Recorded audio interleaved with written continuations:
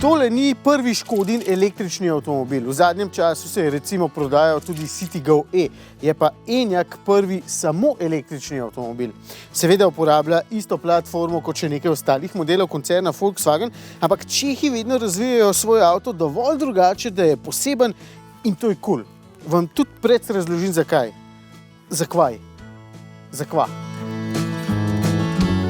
Recimo tukaj za volanom je prva res očitna razlika. Če so si Nemci dali precej dela s tistimi na dotik občutljivimi gumbi, za katere v bistvu nikoli ne veš, a si ga pritisnil ali kaj zdaj, je tukaj kar lepo klasika.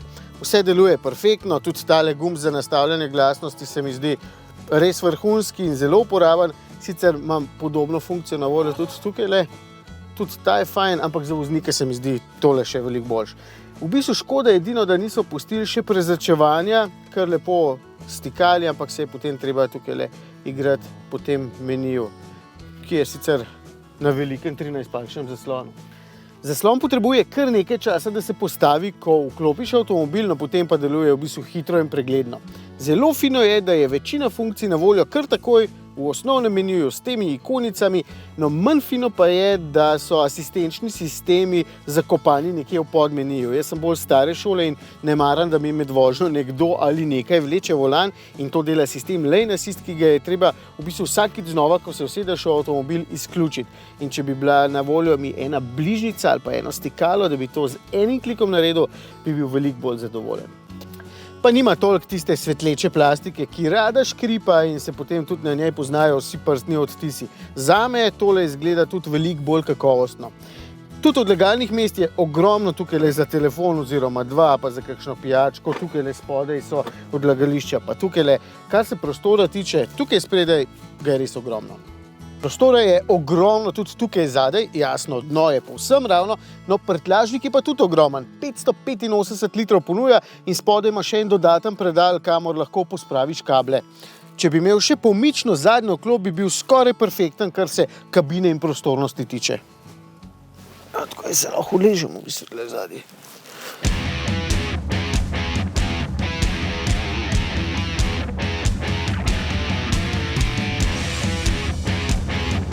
Kar se vožnje tiče, pa nič posebnega, kot praktično vsi avti na tej platformi.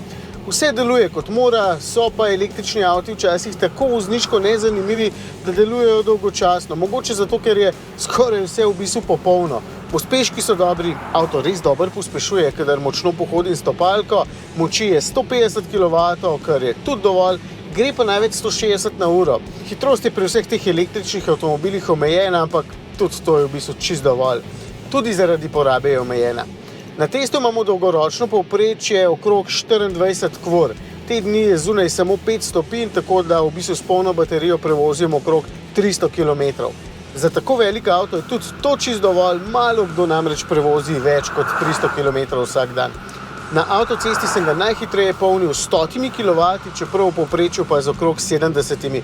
Torej, če se ustavim za pol ure, ga nafilam za dobrih 150 km, precej hitre vožnje. Na izmeničnem toku se pa polni z 11 kW, tako da je na domači vtičnici lahko polno v 7 urah. Pač čez noč. Te številke so zelo podobne pri vseh takšnih električnih avtomobilih, ampak vseeno, povem tudi za Enyaq, da bo res jasno. Kaj mi je še všeč? Da ima menjalnik tukaj spodaj, ker mi je ta položaj pač bolj všeč in sem ga bolj navajen, pa tudi hitreje potem iz D lahko prestavim v B, kjer motor več rekuperira in več zavira.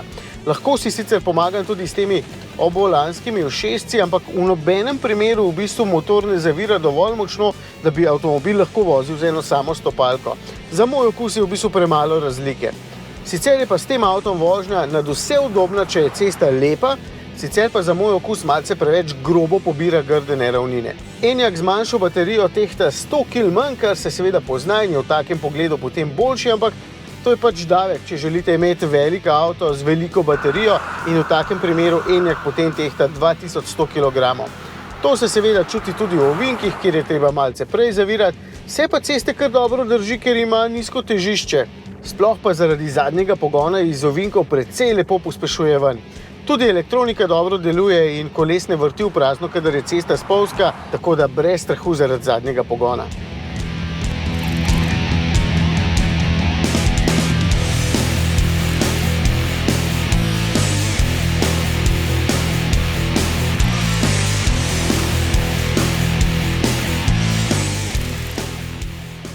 Še oblika, meni je s temi ostrimi linijami zelo všeč, sploh spredaj, zadaj, mogoče je majčkeno dolgočasen, no ostalim članom uredništvu je pa manj všeč.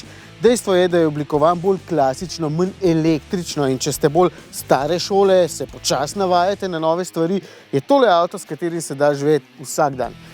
Seveda, če ste pripravljeni odšteti vsaj 55 € za škodo. IV80.